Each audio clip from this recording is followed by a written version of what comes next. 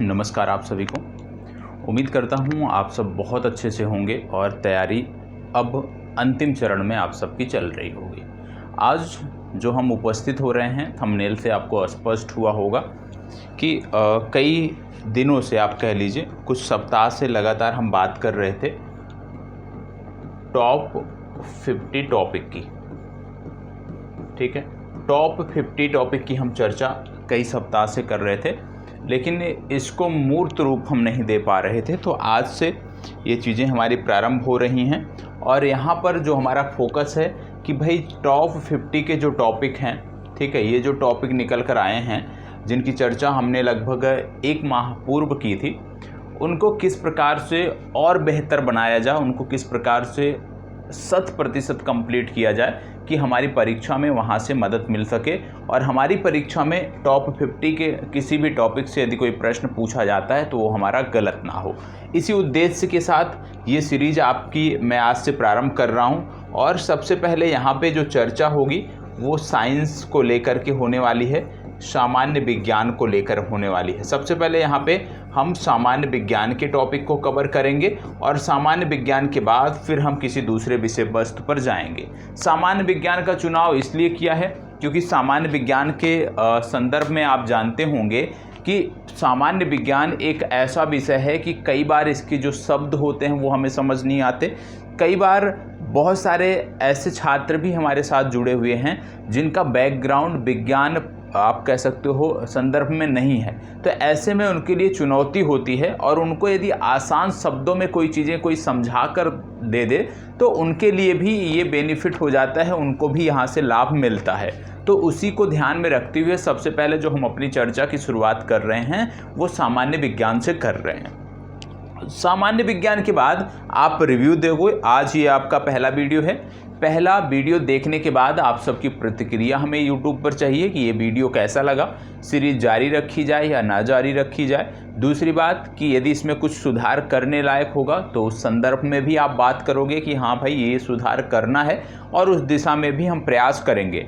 यहाँ पर जब एक टॉपिक हमारा समाप्त होगा, उस टॉपिक के समाप्त होने के उपरांत उस टॉपिक से जुड़े हुए जो भी प्रश्न हमारी विभिन्न परीक्षाओं में पूछे गए हैं, चाहे वो बिहार राज्य विशेष के एग्जाम में या किसी अन्य राज्य विशेष के एग्जाम में, उन सभी प्रश्नों को भी हम यहाँ पर हल करेंगे, उन सभी प्रश्नों को भी देखेंगे। तो अपनी तरफ से प्रयास है कि एक सार्थक सीरीज रहे, इसकी प्रासंगिकता बनी रहे, सिर्फ इसी बीपीएससी एग्जाम में नहीं बल्कि आने वाले सभी एग्जामों में या ऐसे सभी परीक्षाएं जहां पर सामान्य विज्ञान एक विषय के रूप में पूछा जाता है, वहां पर इसकी प्रासंगिकता बनी रहे। इसी संदर्भ में हम इस चर्चा को शुरू कर रहे हैं, इसकी शुरुआत कर रहे हैं। तो टॉप 50 सीरीज का आज ये पहला टॉपिक है। सबसे पहले जैसे हमने बात किया कि सामान्य विज्ञान, हमने बात किया कि भाई आज की जो चर्चा है ये विशेष रूप से सामान्य विज्ञान पर आधारित चर्चा है। ठीक है, जनरल साइंस पर आधारित चर्चा है। और यहाँ पे जनरल साइंस की जब मैं बात करूँ तो जो हमारे टॉप 50 टॉपिक हैं, इनमें कम से कम 10 से 12 टॉपिक सामान्य विज्ञान के थे, उसको यहाँ पे हम कवर करेंगे। अब बात आती है सामान्य विज्ञान की। जब हम बात कर रहे हैं तो यहाँ पे बात आती है कि सामान्य विज्ञान में किन किन विषयों को हमें कवर करना है। हमारी परीक्षाओं में जो प्रश्न पूछे जाते हैं, यदि मैं बात करूँ इस सेक्शन के अंतर्गत, तो सबसे पहले जीव विज्ञान से प्रश्न देखने को आपको मिलते हैं। ठीक है, जीव विज्ञान के बाद दूसरा जो देखने को मिलता है वो है रसायन विज्ञान। ठीक है, रसायन विज्ञान से आपको प्रश्न देखने को मिलते हैं। और तीसरा आपको देखने को मिलता है भौतिक विज्ञान। ठीक है, भौतिक विज्ञान, यहाँ से आपको प्रश्न देखने को मिलते हैं। तो इन तीनों को कवर करेंगे। साथ ही साथ कई बार क्या है कि प्रश्न पूछ लिया जाता है विज्ञान और प्रौद्योगिकी से, यहाँ से भी प्रीलिम्स में प्रश्न पूछे जाते हैं। तो विज्ञान एवं प्रौद्योगिकी के भी कुछ टॉपिक यहाँ पर हम देखेंगे जो हमारी प्रारंभिक परीक्षा के संदर्भ में होंगे। तो कहने का मतलब है कि सामान्य विज्ञान के अंतर्गत पहले इन 3 सेक्शन को हमें कंप्लीट करना है और उसके बाद साइंस और टेक का जो आपका ये सेक्शन है इसको हम कंप्लीट करेंगे, इसके बारे में हम बात करेंगे। देखो, विज्ञान और प्रौद्योगिकी से प्रश्न बहुत ज़्यादा तो नहीं पूछे जाते, लेकिन हाँ कुछ सीमित मात्रा में प्रश्न पूछे जाते हैं। और जो सीमित मात्रा में प्रश्न पूछे जाते हैं ज़रूरी होता है कि हम उसका जवाब देने में सक्षम रहें, उनके जवाब देने के योग्य रहें, क्योंकि यदि 1 से 2 प्रश्न भी हमारा गलत हो गया तो हमारा जो लक्ष्य है उसको हम नहीं पा सकेंगे। क्योंकि यहाँ पे हमारा फोकस रहेगा कि कम से कम 80 से 90% जो सामान्य विज्ञान के प्रश्न आए उनको हम हैंडल कर ले जाएं अपने इस टॉप 50 टॉपिक सीरीज़ के अंतर्गत आने वाले सामान्य विज्ञान के टॉपिक से। तो चलिए, ये हमने देख लिया कि कहाँ से प्रश्न पूछे जाते हैं। अब यहाँ पे सबसे पहला जो टॉपिक आपका शुरू होगा वो हम बेसिक कॉन्सेप्ट से बात कर रहे हैं। ठीक है, पहला जो है बेसिक कॉन्सेप्ट से यदि हम बात करें, बेसिक कॉन्सेप्ट से हम अपनी चर्चा की शुरुआत कर रहे हैं। ठीक है, डे 1 है आज और टॉपिक नंबर 1 की शुरुआत यहाँ से हो रही है और वो टॉपिक आपका है सामान्य विज्ञान से। यहाँ पे यदि हम बात करें बेसिक कॉन्सेप्ट की, जब हम बात करते हैं तो शब्द, क्योंकि हम जीव विज्ञान पढ़ने जा रहे हैं, जीव विज्ञान की यहाँ पे बात हो रही है, जीव विज्ञान या बायोलॉजी आप शब्द प्रयोग करते हो। ठीक है, जीव विज्ञान या बायोलॉजी। सबसे पहली बात आती है कि भाई ये जो शब्द है जीव विज्ञान या बायोलॉजी, इसका उद्भव कहाँ से हुआ, कहाँ से लिया गया, इसका अर्थ क्या है। तो सबसे पहले आपको बता दें कि यहाँ से बायो प्लस एक शब्द आता है जिसको अंग्रेजी में बोलते हैं लोगस। ठीक है, जिसका मतलब होता है अध्ययन। ठीक है, LOGUS। ठीक है, अब यहाँ पे बायो का संबंध क्या है। बायो की यदि मैं बात करूँ तो बायो की बात यहाँ पे होती है जीव। बायो का तात्पर्य यहाँ पे क्या है, यहाँ पे बायो का तात्पर्य है जीव से। ठीक है, और लोगस मतलब क्या होता है, अध्ययन होता है। ठीक है, मतलब जीव विज्ञान क्या है, जीव विज्ञान मतलब आसान शब्दों में यदि हम समझें तो जीवों का जो अध्ययन है उसको हम बोलते हैं जीव विज्ञान। स्टडी ऑफ लिविंग बीइंग्स जो बोलते हैं उसको हम बोलते हैं जीव विज्ञान। अब जीवों की जब हम बात कर रहे हैं तो यहाँ पे आपको देखने को मिलता है कि जीवों के अंतर्गत क्या क्या देखने को मिलता है। जीवों के अंतर्गत यहाँ पे प्लांट और एनिमल दोनों की चर्चा की जाती है। ठीक है, प्लांट प्लस एनिमल दोनों की चर्चा आपको देखने को मिलती है। ठीक है, प्लांट और एनिमल दोनों की चर्चा यहाँ पर देखने को मिलती है। और साथ ही साथ यहाँ पर सूक्ष्म जीवों की भी हम बात करते हैं। साथ ही साथ यहाँ पर हम सूक्ष्म जीवों की भी हम यहाँ पे चर्चा करते हैं। और सूक्ष्म जीवों को यदि हम बोलें तो माइक्रो ऑर्गेनिज्म बोलते हैं इसको इंग्लिश में, यह भी आपको पता होना चाहिए। अब जीव विज्ञान की हमने बात कर लिया कि भाई जीव विज्ञान जो शब्द है उसका शाब्दिक अर्थ क्या है। ठीक है, हमने देखा कि जीव विज्ञान 2 शब्दों से मिलकर बना है। ठीक है, कौन कौन से, बायो और लोगस, जिनमें से बायो का तात्पर्य है जीवों से, लोगस का तात्पर्य है अध्ययन, मतलब विज्ञान की वह शाखा जिसके अंतर्गत जीवों का अध्ययन किया जाता है उसको हम जीव विज्ञान बोलते हैं। या दूसरे शब्दों में बोलें तो स्टडी ऑफ लिविंग बीइंग्स को हम क्या समझते हैं, हम समझते हैं जीव विज्ञान, बायोलॉजी। अब बात आती है कि ये जो जीव विज्ञान शब्द था इसका सर्वप्रथम प्रयोग किसने किया। जीव विज्ञान शब्द का सर्वप्रथम प्रयोग किसने किया, पहला प्रश्न तो यहीं से बन जाता है कि भाई जीव विज्ञान जो शब्द है किसी ने तो नाम दिया होगा ना। तो सर्वप्रथम प्रयोग किसने किया जीव विज्ञान शब्द का, तो यहाँ पे नाम आता है। जब जीव विज्ञान शब्द के प्रयोग की बात आती है तो लैमार्क और ट्रेविरेनस का नाम आता है। ठीक है, किसका नाम आता है, लैमार्क और ट्रेविरेनस। ठीक है, लैमार्क और ट्रेविरेनस का नाम यहाँ पर आता है। किस संदर्भ में आता है ये नाम, ये नाम इस संदर्भ में आता है कि जीव विज्ञान जो शब्द था उसका सर्वप्रथम प्रयोग जो है वो लैमार्क और ट्रेविरेनस ने किया था। ठीक है, इसके बाद यदि हम बात करें कि भाई ये तो बात हो गई कि जीव विज्ञान शब्द का सर्वप्रथम प्रयोग किसने किया, तो हमने देखा कि लैमार्क और ट्रेविरेनस नामक वैज्ञानिक थे, इन्होंने सर्वप्रथम इसका प्रयोग किया। लेकिन एक दूसरा प्रश्न जो पूछा जाता है वो क्या पूछा जाता है यहाँ से? वो पूछा जाता है कि जीव विज्ञान विषय का अध्ययन सर्वप्रथम किसने किया। यदि आपसे पूछ लिया जाए कि जीव विज्ञान विषय का अध्ययन सर्वप्रथम किसने किया, तो यहाँ पे जो नाम आता है, यदि मैं बात करूं, यहाँ पे जो नाम आता है वो आता है अरस्तु का। ठीक है, जीव विज्ञान शब्द का प्रयोग किसने किया? तो लैमार्क और ट्रेविरेनस ने। लेकिन जीव विज्ञान विषय का अध्ययन सर्वप्रथम किसने किया? तो ये किया अरस्तु ने, और इसीलिए अरस्तु को फादर ऑफ बायोलॉजी के नाम से भी जानते हैं। ठीक है, फादर ऑफ बायोलॉजी के नाम से भी जाना जाता है अरस्तु को, ये भी आपको याद रखना है। फादर ऑफ बायोलॉजी के नाम से अरस्तु को जाना जाता है। जीव विज्ञान की शाखाओं की यदि हम बात करें, जीव विज्ञान की कौन कौन सी शाखाएं देखने को मिलती हैं, तो जीव विज्ञान की शाखाओं के क्रम में जब हम बात करते हैं जीव विज्ञान की शाखाओं के बारे में, इसकी शाखाएं कौन कौन से हैं, तो सबसे पहले आप जानते होंगे वनस्पति विज्ञान।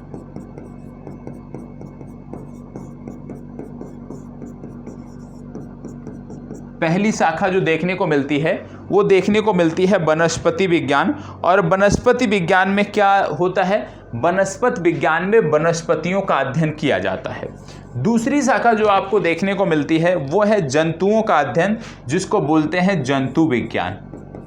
ठीक है, दूसरी शाखा जो देखने को मिलती है वो है जंतु विज्ञान, और जंतु विज्ञान के अंतर्गत जंतुओं का अध्ययन किया जाता है। इसको यदि हम बात करें, वनस्पति विज्ञान की यदि हम बात करें तो इसको बोलते हैं बॉटनी। इसको यदि हम इंग्लिश में बात करें तो जूलॉजी इसको बोलते हैं। तो जूलॉजी और बॉटनी जो लोग बीएससी करते होंगे उनको पता होगा।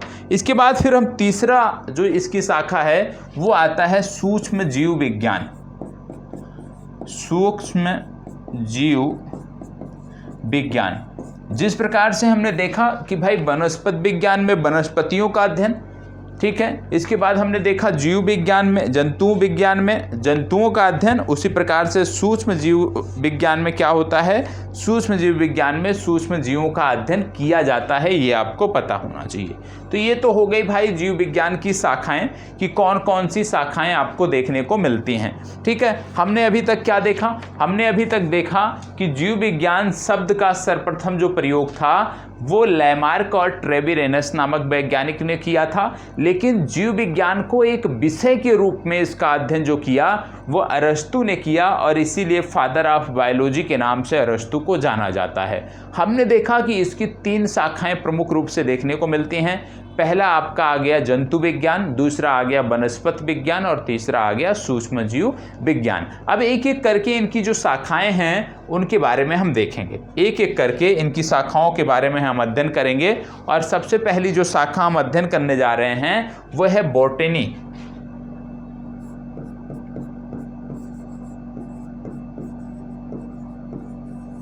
ठीक है, पहली जो शाखा हम अध्ययन करने जा रहे हैं वो है बॉटनी। बॉटनी का अध्ययन यहाँ पर हमें करना है।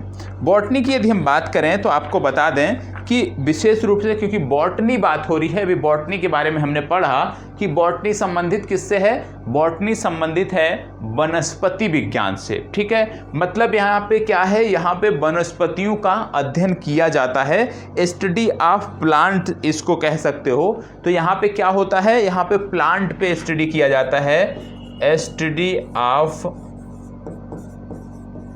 प्लांट। ठीक है, स्टडी ऑफ प्लांट, प्लांट का अध्ययन यहाँ पे किया जाता है। और प्लांट के अध्ययन की जब हम बात करते हैं तो यहाँ पे आपको पता होना चाहिए कि सबसे पहले जो आपकी परीक्षा में पूछा जाता है कि भाई सर्वप्रथम प्लांट पर अध्ययन किसने किया, क्या शब्द आता है कि सर्वप्रथम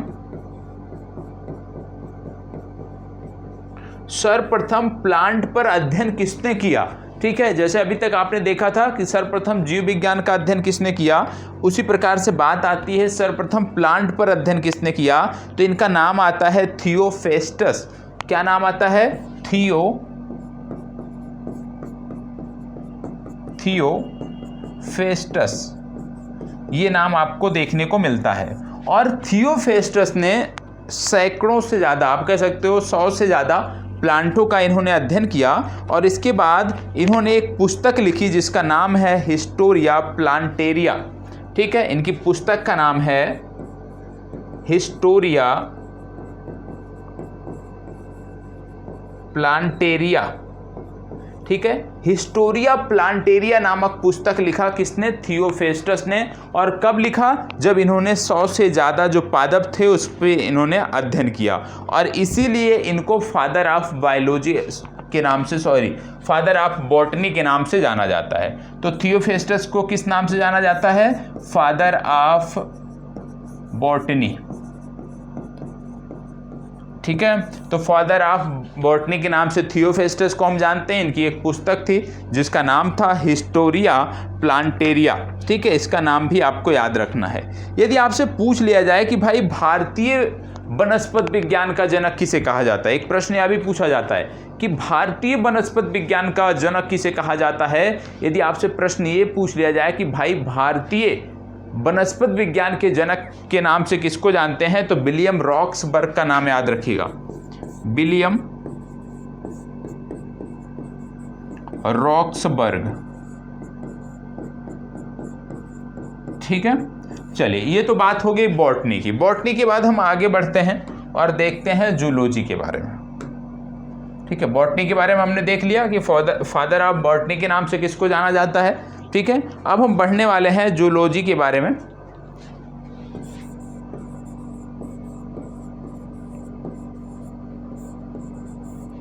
जूलॉजी के बारे में हम बात करने वाले हैं। तो यहाँ पे यदि हम बात करें तो अभी हमने पढ़ा था जूलॉजी क्या है? Study of animal. ठीक है, जंतुओं का अध्ययन, स्टडी ऑफ एनिमल। अब यहाँ पर भी बात आती है कि भाई सर्वप्रथम जंतुओं पर अध्ययन किसने किया? सर्वप्रथम जंतुओं पर अध्ययन किसने किया? तो सर्वप्रथम जंतुओं पर अध्ययन किसने किया? तो याद रखिएगा, सर्वप्रथम जंतुओं पर अध्ययन किया अरस्तु ने। ठीक है, सर्वप्रथम जंतुओं पर अध्ययन किसने किया? अरस्तु ने किया। और इस दौरान अरस्तु ने भी एक पुस्तक लिखी और उसका नाम था हिस्टोरिया एनिमलम। ठीक है, नोट कर लीजिएगा।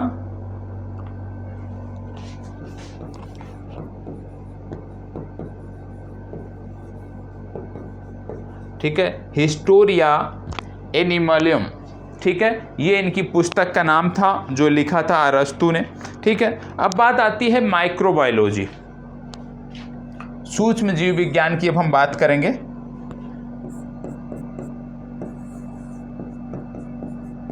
ठीक है, देखो दो देख लिया हमने, बॉटनी देख लिया, जूलॉजी देख लिया। अब बात आती है माइक्रोबायोलॉजी, सूक्ष्म जीव विज्ञान की हम बात करेंगे।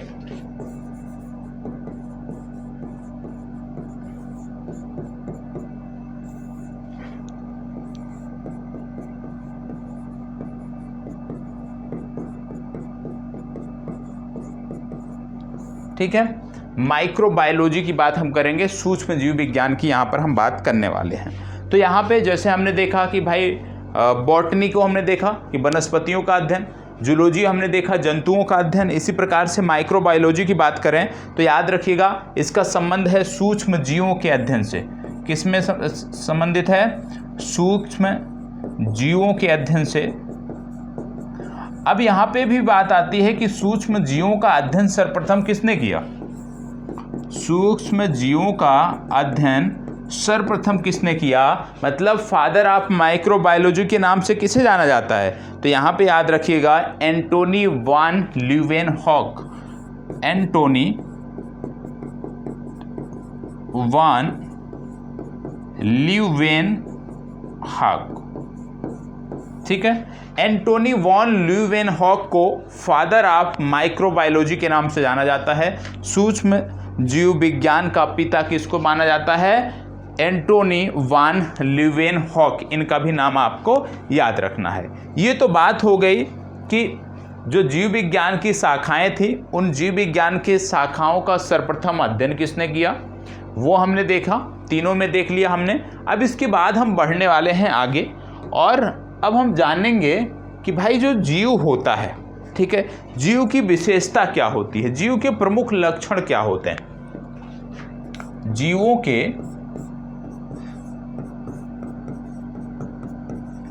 प्रमुख लक्षण, और आपको बता दें ये कंटेंट भले ही मैं आपको निःशुल्क दे रहा हूं, लेकिन इस स्तर का कंटेंट कहीं भी आपको YouTube चैनल पर निःशुल्क नहीं मिलेगा। जो आप पेड बैच लेते होंगे वहीं पर आपको इस प्रकार का कंटेंट देखने को मिलेगा। लेकिन मेरा प्रयास है कि जो लोग आर्थिक रूप से सक्षम नहीं हैं, कंटेंट नहीं परचेज कर सकते, वो भी चीज़ों को कर सकें, वो भी सिलेक्शन ले सकें। तो प्लीज़ कम से कम लाइक, शेयर और कमेंट अवश्य कर दीजिएगा। अब बात आती है जीवों के प्रमुख लक्षण के बारे में।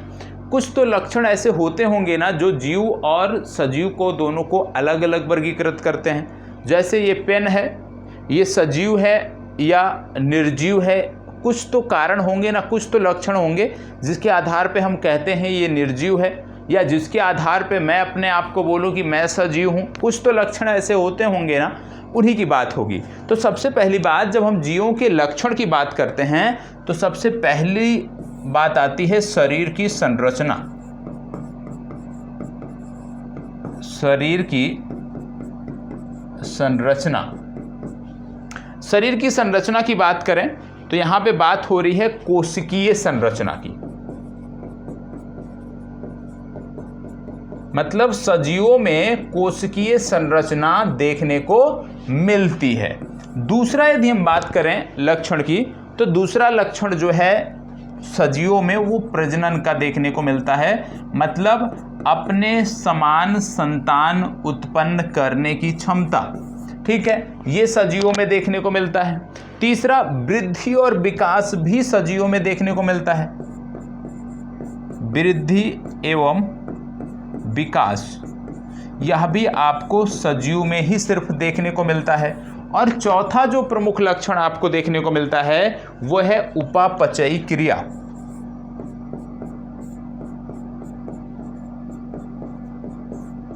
उपापचयी क्रिया, ठीक है। तो ये सजीवों के प्रमुख लक्षण है, इसी को बोलते हैं मेटाबॉलिक एक्टिविटी, उपापचयी क्रिया या मेटाबॉलिक एक्टिविटी। वृद्धि एवं विकास के बारे में तो आप जानते हैं, ग्रोथ एंड डेवलपमेंट की बात हो रही है, ठीक है। प्रजनन की बात करें, रिप्रोडक्शन की बात हो रही है। और कोशिकीय संरचना को तो आप जानते हैं, क्योंकि यहीं से अब टॉपिक की आपके शुरुआत होने वाली है। तो ये इनके लक्षण होते हैं और इन सभी के बारे में हमें पढ़ना होता है। और सबसे पहले जो हम शुरुआत करने जा रहे हैं वो हम करने जा रहे हैं कोशिका से, ठीक है। अभी तक बेसिक जानकारी थी, अब यहां पे हम बात करने वाले हैं सेल की, ठीक है। सेल या कोशिका की यहां पे हम बात करने वाले हैं। और यहां से अब चीज़ों को बहुत ध्यान से समझना है, क्योंकि अब यहां से चीज़ें एक दूसरे से लिंक रहेंगी, इसलिए इनको बहुत ध्यान से समझने की आवश्यकता है। कोशिका की जब हम बात करते हैं, हम सेल की बात करते हैं, क्योंकि जो लोग हमारे साथ जुड़कर अध्ययन कर रहे हैं, आप लगातार 3 बार जीव विज्ञान का अध्ययन कर चुके हो। ऐसे में यह जरूरी है कि आप इसको समझ सको, क्योंकि 3 बार आप यदि किसी कंटेंट को पढ़ लिए हो तो उसके बारे में आधारभूत समझ विकसित हो ही जाती है। अब यहाँ पे यदि हम बात करें कोशिका की, तो कोशिका के बारे में सबसे पहले जो कहा जाता है कि कोशिका शरीर की संरचनात्मक एवं क्रियात्मक इकाई होती है। क्या होती है ये शरीर की संरचनात्मक एवं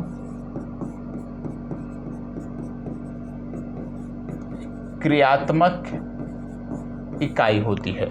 तो कोशिका शरीर की संरचनात्मक एवं क्रियात्मक इकाई होती है, यह आपको पता होना चाहिए। और यह जीवों के शरीर की सबसे सूक्ष्मतम इकाई होती है, यह भी याद रखना है। ये जीवों के शरीर की सबसे सूक्ष्मतम इकाई होती है। तो पहले तो कोशिका के बारे में ये पता होना चाहिए कि कोशिका क्या है। कोशिका मानव शरीर ना कह के कोशिका शरीर की संरचनात्मक एवं क्रियात्मक इकाई है। यह जीवों के शरीर की सबसे सूक्ष्मतम इकाई होती है, ये आपको पता होना चाहिए। अब जैसे अभी तक हमने पढ़ा कि भाई खोज किसने की, ठीक है। तो यहाँ पे यदि हम बात करें कि सेल के खोजकर्ता कौन थे, सेल के खोजकर्ता कौन थे, किसने सेल को खोज निकाला, तो यहाँ पे याद रखना है कि इसके खोजकर्ता थे रॉबर्ट हुक ने, ठीक है। रॉबर्ट हुक जो है रॉबर्ट हुक जो थे ये इसके खोजकर्ता थे और इन्होंने 1665 ईस्वी में इसको खोज निकाला था। लेकिन समस्या क्या थी कि रॉबर्ट हुक ने जिस कोशिका की खोज की थी, ठीक है, कॉर्क से इन्होंने कॉर्क सेल की खोज की थी, वह याद रखना है कि इन्होंने जो खोज किया था वो कॉर्क सेल से निर्जीव कोशिका की खोज की थी। मतलब रॉबर्ट हुक ने जिस कोशिका की खोज किया वो निर्जीव भाग से खोज किया और इसीलिए इनको ज़्यादा महत्व नहीं दिया गया। फिर बाद में एक नाम आता है एंटोनी वॉन ल्यूवेनहॉक, ठीक है, एंटोनी वॉन ल्यूवेनहॉक ने सर्वप्रथम जीवित कोशिका की खोज की, याद रखिएगा। तो यदि आपसे पूछ लिया जाए कि सर्वप्रथम कोशिका की खोज किसने की, तो आप रॉबर्ट हुक को टिक करोगे। लेकिन यदि आपसे प्रश्न में पूछ लिया गया है कि सर्वप्रथम जीवित कोशिका की खोज किसने की, तो आप ल्यूवेनहॉक का नाम बताओगे, ल्यूवेनहॉक को टिक करोगे, क्योंकि रॉबर्ट हुक ने जिस कोशिका को खोज निकाला था कॉर्क से वो मृत कोशिका थी। तो जीवित कोशिका सर्वप्रथम ल्यूवेनहॉक ने खोज निकाला, इसलिए इनका नाम अपने आप में महत्वपूर्ण है। ठीक है, अब हम आगे बढ़ते हैं और हम देखते हैं कोशिका सिद्धांत के बारे में। कोशिका सिद्धांत,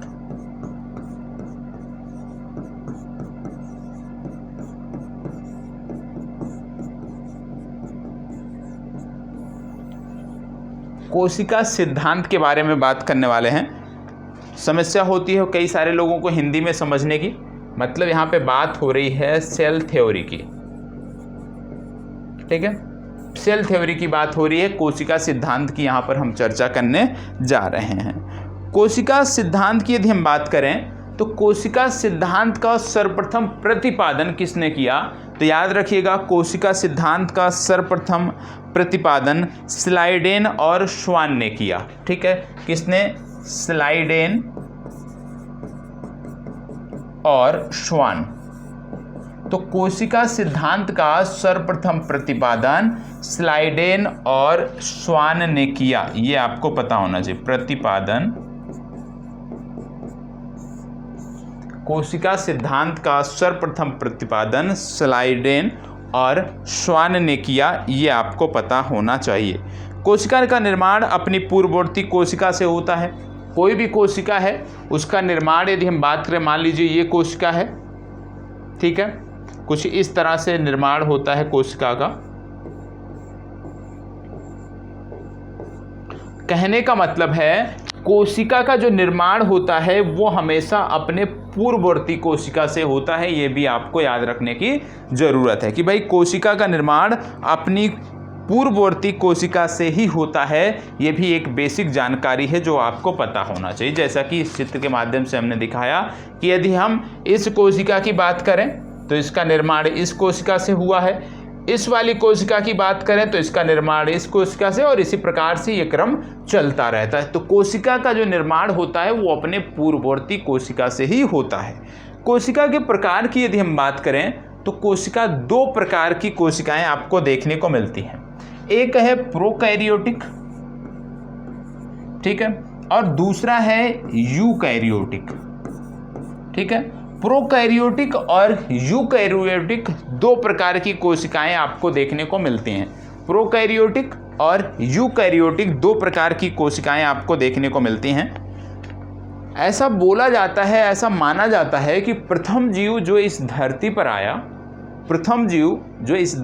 आया, जिसकी इस धरती पर उपस्थिति सर्वप्रथम दर्ज की गई, वो जो जीव था वो प्रोकैरियोटिक कोशिका से बिलोंग करता था। वह प्रोकैरियोटिक कोशिका वाला था क्योंकि वह पूर्ण विकसित जीव नहीं था, और प्रोकैरियोटिक जो कोशिका वाले जीव होते हैं वो पूर्ण विकसित नहीं होते हैं। तो यहाँ पे बताया गया कि ये जो है वो प्रोकैरियोटिक कोशिका वाला जीव था।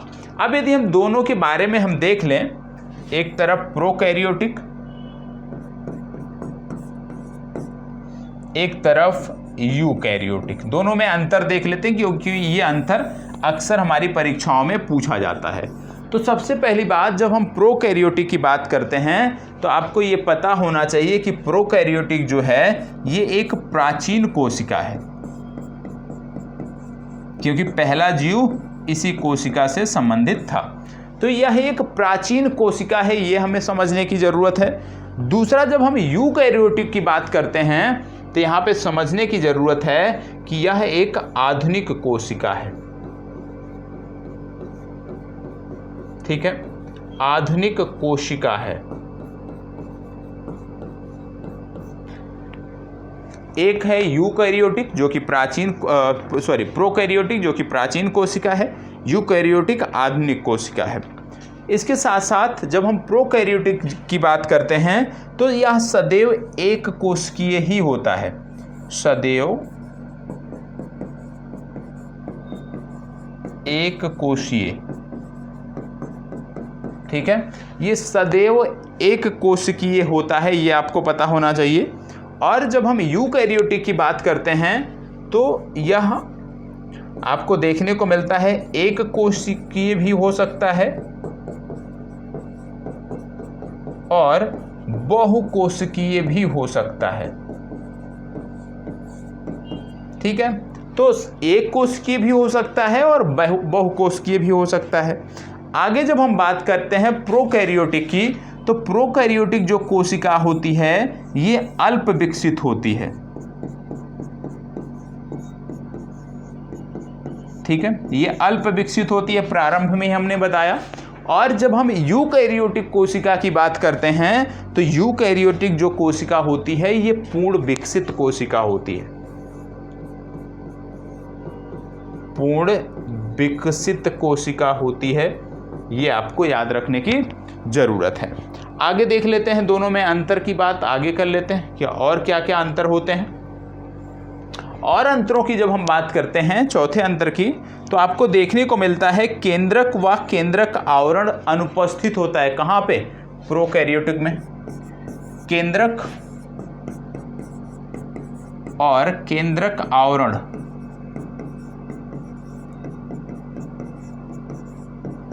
अनुपस्थित होता है। ठीक है, केंद्रक और केंद्रक आवरण अनुपस्थित होता है प्रोकैरियोटिक में। यूकैरियोटिक की जब हम बात करें तो यहाँ पे पूर्ण विकसित केंद्रक आपको देखने को मिलता है, पूर्ण विकसित केंद्रक आपको देखने को मिलता है।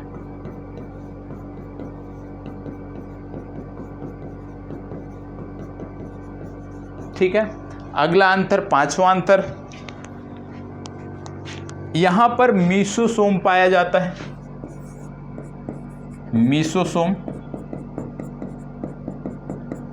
और मीसोसोम के माध्यम से ही आपको देखने को मिलता है कि एटीपी के रूप में ऊर्जा का निर्माण होता है मीसोसोम में। यहां पे यदि हम बात करते हैं तो यहां पे आपको देखने को मिलता है माइटोकॉन्ड्रिया, माइटोकॉन्ड्रिया आपको देखने को मिलता है। ठीक है, यहां पे आपको माइटोकॉन्ड्रिया देखने को मिलता है। और माइटोकॉन्ड्रिया की बात करें तो आप जानते हैं एटीपी के रूप में ऊर्जा का निर्माण यहीं पर होता है। तो यह भी आपको समझने की ज़रूरत है कि यहाँ पे मीसोसोम होता है, यहाँ पे माइटोकॉन्ड्रिया होता है, दोनों का काम एक ही है। ठीक है, फिर बात आती है राइबोसोम्स की। राइबोसोम्स दोनों में पाए जाते हैं। पहले में आपको 70S प्रकार के राइबोसोम्स देखने को मिलते हैं, दूसरे में आपको 80S प्रकार के राइबोसोम्स देखने को मिलते हैं। हालांकि दोनों में देखने को मिलते हैं, लेकिन एक में 70S प्रकार का, एक में 80S प्रकार का राइबोसोम्स आपको देखने को मिलता है। आगे बढ़ते हैं, चलिए इतना नोट कर लीजिएगा। आगे बढ़ते हैं। अब आपको सबसे पहले कुछ यहाँ पे एक, क्योंकि हमने देखा एक एक करके चीज़ों को देखा, तो सबसे पहले हम जो बात करने वाले हैं आगे, वो हम बात करने वाले हैं प्रोकैरियोटिक, जैसे कि अभी हमने देखा, और यूकैरियोटिक। तो प्रोकैरियोटिक सेल की हम यहाँ पे बात करने वाले हैं, स्ट्रक्चर की बात करने वाले हैं, एक बेसिक स्ट्रक्चर कैसे होता है उसके बारे में हम बात करने वाले हैं प्रोकैरियोटिक की। तो ये मान लीजिए प्रोकैरियोटिक स्ट्रक्चर मैं यहाँ पे आपको बना रहा हूँ। तो इसमें होता क्या क्या है, जैसे हमने देखा कि इसमें आपको मीसोसोम देखने को मिलता है,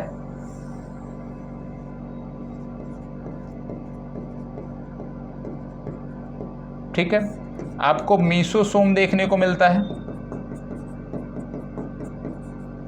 ठीक है। मीसोसोम के साथ साथ और क्या देखने को मिलता है, अभी हमने पढ़ा कि इसमें राइबोसोम्स देखने को मिलता है 70S प्रकार के,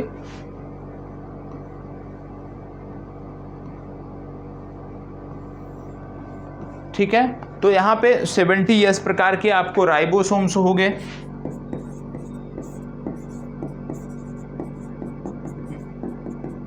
(70S प्रकार का राइबोसोम्स आपको देखने को मिलता है। फिर बात आती है डीएनए और न्यूक्लियोइड की। डीएनए, ये हो गया डीएनए और न्यूक्लियोइड, ठीक है, ये आपको देखने को मिल गया। तो इसमें क्या क्या चीज़ें आपको देखने को मिलती हैं ये आपने देख लिया। फिर इसके बाद बात आती है, इसमें एक मटेरियल भरा होता है इस तरह से, इसको क्या बोलते हैं, इसको भी नोट कर सकते हैं आप, इसको बोलते हैं साइटोप्लाज्म या कोशिका द्रव्य। क्या बोलते हैं इसको, ये जो डॉटेड है, कोशिका द्रव्य या साइटोप्लाज्म, कोशिका द्रव्य या साइटोप्लाज्म, ठीक है। तो ये आपको देखने को मिलता है, एक प्रोकैरियोटिक सेल का एक स्ट्रक्चर है जो आप समझ सकते हैं। और साइनोबैक्टीरिया हो गया, नीलहरित शैवाल हो गया, इन सब में ये देखने को मिलता है। और माइक्रोप्लाज्मा की यदि बात करें तो पृथ्वी पर सबसे सूक्ष्मतम जीव है, ऐसा भी बोला जाता है। तो ये भी आपको याद रखने की ज़रूरत है कि भाई पृथ्वी पर सबसे सूक्ष्मतम जीव कौन से हैं। तो ये तो हमने देख लिया। अब हम बात कर रहे हैं, ये तो हमने देख लिया प्रोकैरियोटिक के बारे में, ठीक है, प्रोकैरियोटिक के बारे में हमने देख लिया। अब इसी के आगे हम बढ़ते हैं और अब हम बात करेंगे यूकैरियोटिक सेल की, ठीक है। यूकैरियोटिक सेल की अब यहाँ पे हम बात करने वाले हैं, ठीक है। प्रोकैरियोटिक तक नोट कर लीजिएगा क्योंकि नोट करने का अतिरिक्त टाइम आपको नहीं मिलेगा।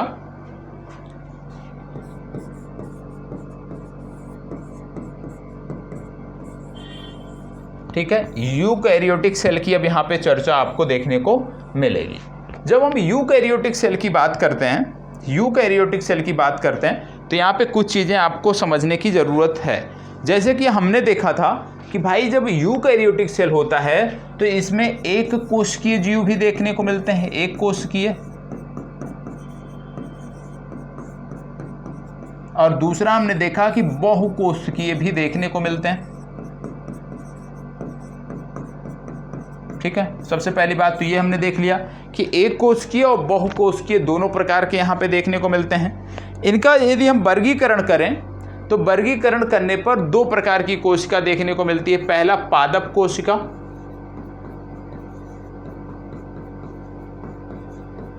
और दूसरा आपको देखने को मिलती है जंतु कोशिका, ठीक है। पादप कोशिका और जंतु कोशिका दोनों आपको यहां पर देखने को मिलती है। यूकैरियोटिक सेल की बात करें, आप जानते हैं यूकैरियोटिक सेल के बारे में हमने आपको बताया था कि यूकैरियोटिक जो सेल है ये एक पूर्ण विकसित कोशिका होती है। यूकैरियोटिक सेल एक पूर्ण विकसित कोशिका होती है, जिसका मतलब क्या है, जिसका मतलब है कि यहां पर माइटोकॉन्ड्रिया भी देखने को मिलेगा,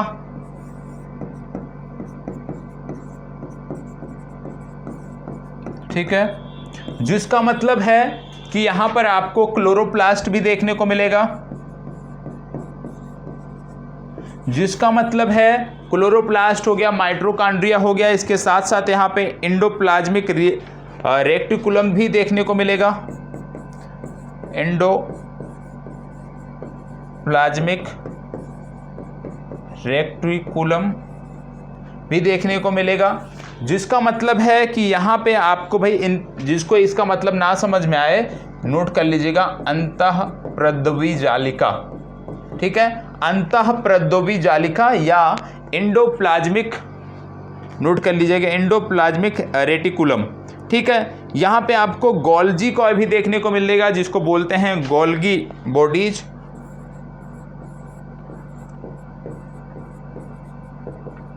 गोल्जी काय, ठीक है। इसका मतलब है कि यहाँ पे और क्या देखने को मिलेगा, गोल्जी बॉडी हो गया, इसके साथ साथ आपको लाइबोसोम्स, राइबोसोम्स भी देखने को मिलेगा, राइबोसोम्स, लाइबोसोम्स, ठीक है। और यहाँ पे क्या देखने को मिलेगा, सेंट्रोसोम्स, जिसको सेंट्रोसोम का नाम मतलब पता हो नोट कर लीजिएगा। सेंट्रोसोम का मतलब होता है तारक काय, लाइसोसोम का मतलब होता है लाइसोसोम, राइबोसोम का मतलब होता है राइबोसोम्स। तो ये तो हो गया राइबोसोम्स, लाइसोसोम्स और सेंट्रोसोम मतलब तारक काय, ठीक है। हिंदी अंग्रेजी जहाँ पे ज़रूरी है दोनों बता दे रहा हूँ, और दोनों आपको पता होना चाहिए, ठीक है। जो हिंदी वाले हैं ऐसा नहीं कि हिंदी से सिर्फ काम चल जाएगा। इसके अतिरिक्त यहाँ पे केंद्रक और केंद्रक आवरण भी आपको देखने को मिलता है, और रिक्तिका भी देखने को मिलता है, कोशिकांग भी देखने को मिलता है। मतलब जैसे हमने आपको बताया कि भाई ये एक पूर्ण विकसित कोशिकांग है, पूर्ण विकसित कोशिका है, और जब पूर्ण विकसित कोशिका है तो ये सारी चीज़ें आपको यहाँ पर देखने को मिलती हैं। और अब जो हम चर्चा कर रहे हैं, अब जो चर्चा करने जा रहे हैं वो एक पादप कोशिका की करने जा रहे हैं। अभी मैं चित्र में आपको दिखाता हूँ, और जितनी भी चीज़ें मैंने आपको बताई कि भाई एक पूर्ण विकसित कोशिकांग में ये सारी चीज़ें मिलती हैं, वो सारी चीज़ें वहाँ पर अभी आपको चित्र के माध्यम से मैं दिखा रहा हूँ, वहाँ पे देखने को मिलता है। और आपको बता दें कि ये लिपिड और प्रोटीन का बना होता है, ये भी आपको याद रखने की ज़रूरत है। और अब चित्र के माध्यम से हम समझते हैं।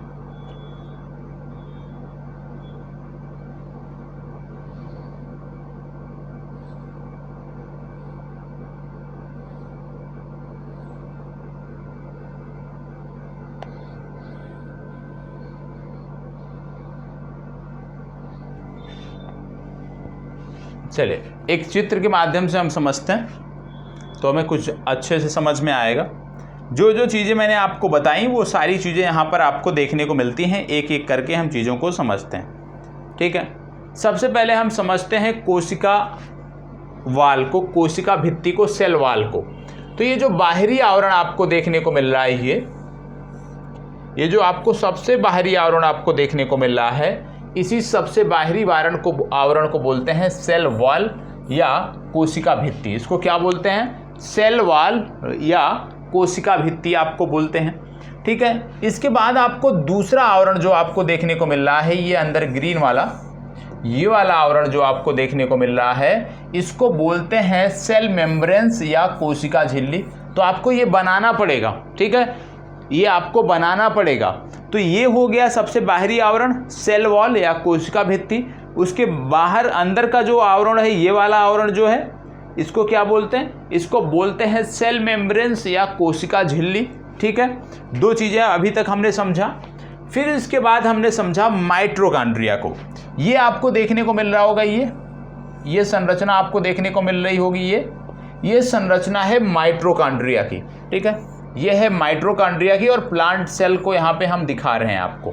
ये माइटोकॉन्ड्रिया की संरचना है। माइटोकॉन्ड्रिया के बाद ये आपको जो देखने को मिल रहा है, गुच्छेदार जो देखने को मिल रहा है, ये है हरित लवक या इसी को बोलते हैं क्लोरोप्लास्ट, ठीक है, हरित लवक या क्लोरोप्लास्ट। फिर इसके बाद बात आती है, आगे बढ़ते हैं, तो यहाँ पे ये जो आपको देखने को मिल रहा है, ये जो ग्रीन कलर का जो डॉटेड यहाँ पे भरा हुआ है, इसको बोलते हैं कोशिका द्रव्य। ये जो पूरा डॉटेड आपको देखने को मिल रहा है, इसको बोलते हैं कोशिका द्रव्य या साइटोप्लाज्म। क्या बोलते हैं, कोशिका द्रव्य या साइटोप्लाज्म। और क्योंकि ये है यूकैरियोटिक कोशिका, ठीक है, यूकैरियोटिक कोशिका है, और इसमें आपने देखा था कि 80S टाइप का राइबोसोम्स देखने को मिलता है। तो यहाँ पे राइबोसोम्स है और ये 80S प्रकार का है। फिर हमने देखा था कि यहाँ पे गोल्जी काय भी देखने को मिलता है। तो ये आपको जो देखने को मिल रहा है, ये वाली संरचना, ये गोल्जी काय है, ठीक है। गोल्जी काय भी आपको देखने को मिल रहा है, ये आपको पता होना चाहिए, जिसको बोलते हैं डिक्टोसोम, ठीक है, डिक्टियोसोम। अब इसके बाद आगे बढ़ते हैं। फिर आपको देखने को मिलता है, ये जो आपको देखने को मिलता है, ये जो संरचना आपको देखने को मिल रही है, ये क्या है, इसको नोट कर लीजिएगा। इसको बोलते हैं स्मूथ एंडोप्लाज्मिक रेक्टिकुलम। क्या बोलते हैं, स्मूथ एंडोप्लाज्मिक रेक्टिकुलम। और एंडोप्लाज्मिक रेक्टिकुलम का मतलब क्या होता है? अंतःप्रद्रवी जालिका। तो ये वाली जो संरचना है ये क्या है? ये एंडोप्लाज्मिक रेक्टिकुलम है या अंतःप्रद्रवी जालिका है। आगे फिर हम बात करते हैं अभी इस चित्र की। इस चित्र में सबसे बाहर ये जो आपको देखने को मिल रहा है इसको बोलते हैं केंद्रक आवरण। ठीक है, क्या बोलते हैं? इसको बोलते हैं केंद्रक आवरण। फिर केंद्रक आवरण के अंदर आप आते हुए ये जो सर्किल आपको देखने को मिल रहा है इसको बोलते हैं केंद्रक या न्यूक्लियस, और केंद्रक आवरण को बोलते हैं न्यूक्लियर मेम्ब्रेन्स। इसके अंदर जब आप देखते हो ये जो गुच्छेदार आपको संरचना देखने को मिल रही है, इस गुच्छेदार संरचना को बोलते हैं गुणसूत्रीय पदार्थ। ये गुणसूत्रीय पदार्थ होता है। इसके बाद इसमें भी ये द्रव्य भरा है, तो ये तो वही है केंद्रक द्रव्य, और केंद्रक द्रव्य को क्या बोलते हैं? न्यूक्लियरो प्लाज्म। ठीक है, दो प्रकार के द्रव्य आपने देखे हैं, एक है कोशिका द्रव्य जो ये बीच बीच में पूरे में भरा है, और यहाँ पे केंद्रक द्रव्य की बात कर रहे हैं, और केंद्रक द्रव्य को हम बोलते हैं न्यूक्लियो प्लाज्म। ठीक है, आगे बढ़ते हैं। आगे बढ़ने पे आपको ये संरचना देखने को मिल रही हो, ये डिजाइनदार जो संरचना देखने को मिल रही है ये है अंतःप्रद्रवी जालिका जो यहाँ पे थी, लेकिन यहाँ पे स्मूथ थी, ये शब्द जरूर याद रखिएगा। स्मूथ एंडोप्लाज्मिक रेक्टिकुलम था, और यहाँ पे यदि हम बात करें तो खुरदुरा है। दोनों चीज याद रखिएगा, दोनों अलग अलग हैं। ठीक है, दो प्रकार के अंतःप्रद्रवी जालिका देखने को मिलती है पादप सेल में। पहला होता है स्मूथ, ठीक है, चिकनी, और इसका अंतर क्या है भी मैं समझाता हूं। और दूसरा होता है खुरदुरा। जो खुरदुरा वाला होता है, जो खुरदुरा अंतःप्रद्रवी जालिका होती है, उसी खुरदुरे वाले सतह पर ही आपको राइबोसोम्स देखने को मिलता है। ठीक है, याद रखिएगा, उसी पर ही आपको राइबोसोम्स देखने को मिलता है, ये आपको पता होना चाहिए। जहाँ पे खुरदुरी वाली सतह है वहीं पर आपको राइबोसोम्स चिपके हुए आपको देखने को मिल जाते हैं। फिर बात आती है इस सर्किल की कि ये क्या है। तो यहाँ पे आपने देखा कि इसको बोलते हैं रिक्तिका। ये जो वैक्यूम है इसको बोलते हैं रिक्तिका, और ये जो बाहर का आवरण है इसको बोलते हैं टोनोप्लास्ट। तो ये जो चित्र है ये बना लीजिएगा, ये बहुत ज़रूरी है। और यहाँ पे आपने देखा कि भाई जो अंतःप्रद्रवी जालिका है दो प्रकार की देखने को मिलती है, एक चिकनी और एक खुरदुरी। यदि आपसे पूछ लिया जाए प्रारंभिक परीक्षा में कि भाई राइबोसोम्स किस प्रकार की सतह से लगे होते हैं, चिकनी या खुरदुरी, और सामने अंतःप्रद्रवी जालिका दिया हुआ है, तो आप खुरदुरी अंतःप्रद्रवी जालिका को टिक करेंगे। ये आपको ध्यान में रखने की ज़रूरत है। अभी इसी एक एक चीज़ को हम पढ़ेंगे। ये जो आपने देखा सेल में जितनी चीज़ें हैं, अब इन्हीं सभी के बारे में आपको सिंगल सिंगल देखने की ज़रूरत है, पढ़ने की ज़रूरत है। तो जब हमारी अब चर्चा आगे की जो बढ़ेगी एक एक करके हम देखेंगे। सबसे पहले हमने देखा था सेल वॉल। ठीक है, जो भूल गए हैं उनको बता दें, ये जो सबसे बाह्य आवरण था इसी को हम बोलते थे सेल वॉल। ठीक है, तो सबसे पहले अब हम देखने वाले हैं सेल वॉल के बारे में।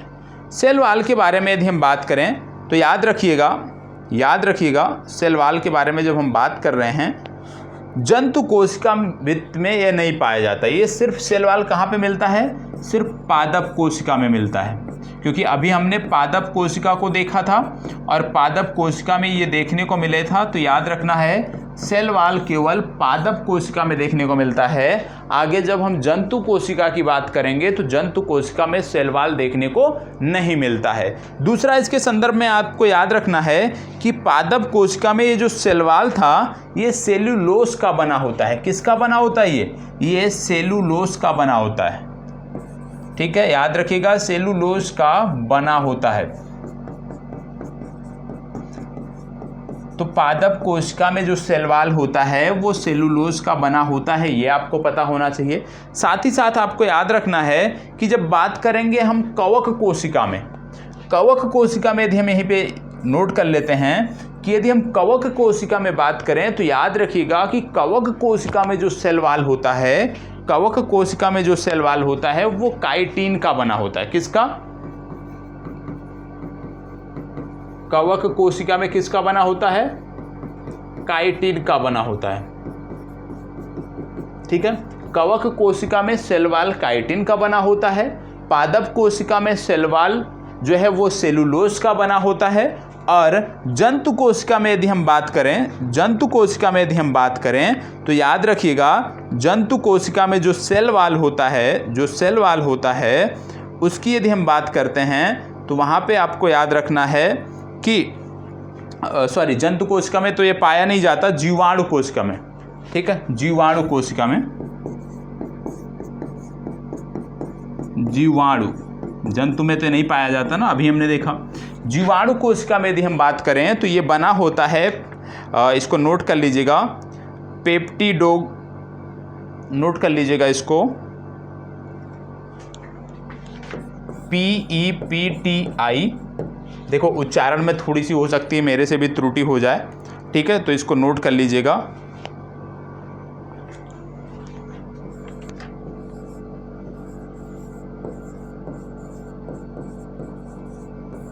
ठीक है, ये क्या है, ये जीवाणु कोशिका में बना होता है, याद रखिएगा।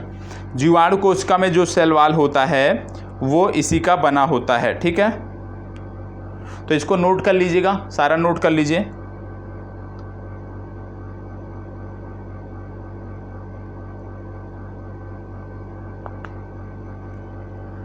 ठीक है, पेप्टिडोगो, इसको क्या पढ़ोगे, पेप्टिडोगो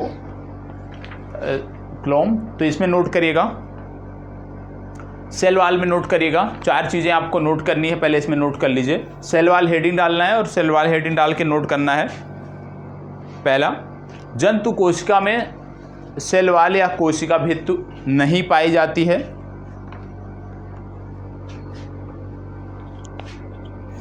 जंतु कोशिका में सेल वॉल या कोशिका भित्ति नहीं पाई जाती है। दूसरा, पादप कोशिका में सेल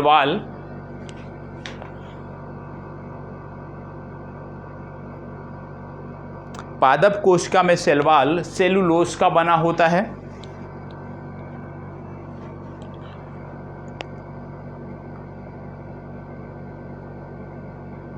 कवक कोशिका में सेल वॉल काइटिन का बना होता है। कवक कोशिका में सेल वॉल काइटिन का बना होता है। और आगे नोट कर लीजिएगा, जीवाणु कोशिका में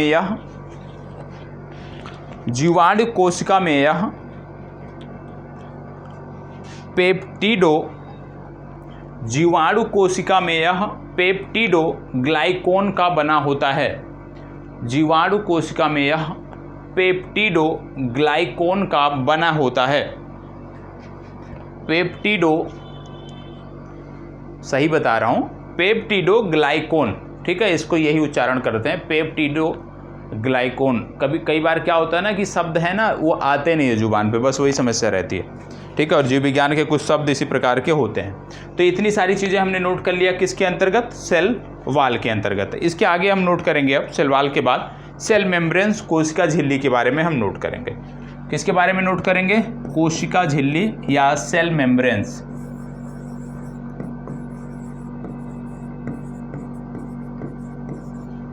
ठीक है, कोशिका झिल्ली,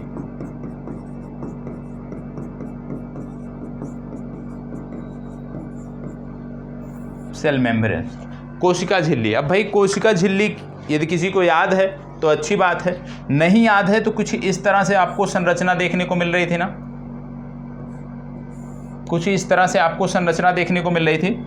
इसके अंदर की जो संरचना थी, इस वाली की बात यहाँ पे हो रही, इसको हम बोलते हैं कोशिका झिल्ली या सेल मेम्ब्रेन्स। इसमें नोट कर लिएगा कि यह एक क्या होती है, यह विशेष रूप से एक अर्धपारगम्य, सबसे पहली बात कि यह क्या है, यह एक अर्धपारगम्य झिल्ली होती है। अर्धपारगम्य, यह एक अर्धपारगम्य झिल्ली होती है, ये आपको पता होना चाहिए। और कोशिका झिल्ली की जब हम बात करें तो यह जंतु प्लस पादप दोनों कोशिका में पाया जाता है। जंतु और पादप दोनों कोशिकाओं में ये पाया जाता है। ये भी पता होना चाहिए कि भाई सेल मेम्ब्रेन्स जो है या कोशिका झिल्ली जो है वो जंतु कोशिका में और पादप कोशिका में दोनों में पाया जाता है। आगे जब हम बात करें कि ये किसका बना होता है, तो ये लिपिड प्लस प्रोटीन का बना होता है। Lipid plus protein, lipid plus protein का ये बना होता है, ये आपको याद रखने की ज़रूरत है। और इसके साथ साथ क्या याद रखने की ज़रूरत है कि यह हम इसमें नोट कर लीजिएगा, पहले ये 3 चीज़ें नोट कर लो सेल मेम्ब्रेन्स में कि भाई सेल मेम्ब्रेन्स एक अर्ध पारगम्य झिल्ली होती है। यह जंतु तथा पादप दोनों कोशिकाओं में पाई जाती है। लिपिड प्लस प्रोटीन की ये बनी होती है, ठीक है। और इसको फ्लूइड मोज़ेक मॉडल भी कहते हैं, ठीक है, नोट कर लीजिएगा। इसको फ्लूइड मोज़ेक मॉडल भी कहते हैं, या इसी को सिंगर एंड निकोलसन मॉडल भी कहते हैं, या इसी को सिंगर, ये नाम है, सिंगर निकोलसन मॉडल भी कहते हैं, ठीक है। इसी को फ्लूइड मोज़ेक मॉडल या सिंगर निकोलसन मॉडल भी कहते हैं। अब आपको नोट करना है प्लास्टिड। प्लास्टिड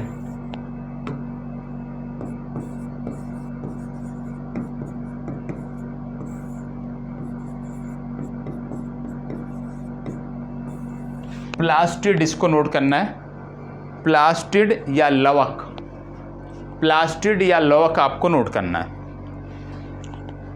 ठीक है। प्लास्टिड या लवक हेडिंग डालना है।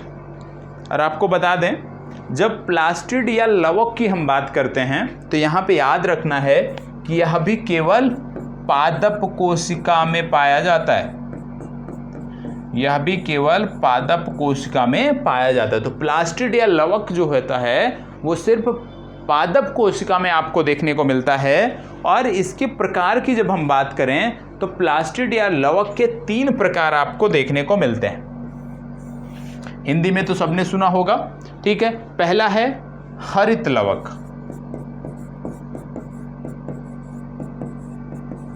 हरित लवक, हरित लवक को अंग्रेजी में क्या कहते हैं? क्लोरोप्लास्ट,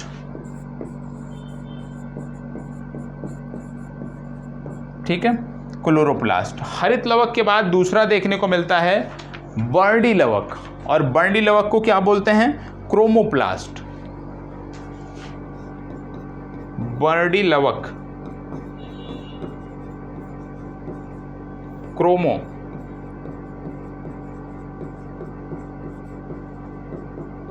ठीक है। बर्डी लवक के बाद तीसरा जो देखने को मिलता है वो है ल्यूकोप्लास्ट। ल्यूकोप्लास्ट, और ल्यूकोप्लास्ट की यदि हम बात करें इसको हम बोलते हैं अवर्डी लवक, ठीक है। तो ये 3 प्रकार भी देखने को मिलते हैं, ठीक है। प्लास्टिड या प्लास्टिक को लवक कहते हो, इसके 3 प्रकार प्रमुखता से देखने को मिलते हैं, हरित लवक, बर्डी लवक और अवर्डी लवक, या अंग्रेजी में बात करें क्लोरोप्लास्ट, क्रोमोप्लास्ट और ल्यूकोप्लास्ट, ये आपको देखने को मिलते हैं। इन तीनों के बारे में भी समझना है, लेकिन अब यहाँ से जो चर्चा है वो कल के सेशन में देखने को मिलेगी। लेकिन आज का ये सेशन कैसा लगा इसके बारे में आप सबसे रिव्यू अवश्य चाहिए, आप सबकी प्रतिक्रिया अवश्य चाहिए, जिससे अगले सेशन को कंटिन्यू किया जा सके, अगले सेशन को आगे बढ़ाया जाए। इसलिए आप सभी की जो प्रतिक्रिया है वो अनिवार्य रूप से आप कह सकते हैं सादर आमंत्रित है। आप अपनी प्रतिक्रिया दीजिए, जिससे हम आगे की टॉप 50 सीरीज़ की आगे की जो कक्षाएं हैं उनको हम आगे बढ़ा सकें, और परीक्षा के कम से कम 1 माह पूर्व, मतलब ये सारी चीज़ें अगस्त में हम समाप्त कर सकें, ऐसा प्रयास है। और इसमें आप सबका सहयोग बहुत ही आवश्यक है, ठीक है। चलिए, धन्यवाद, बहुत बहुत आभार।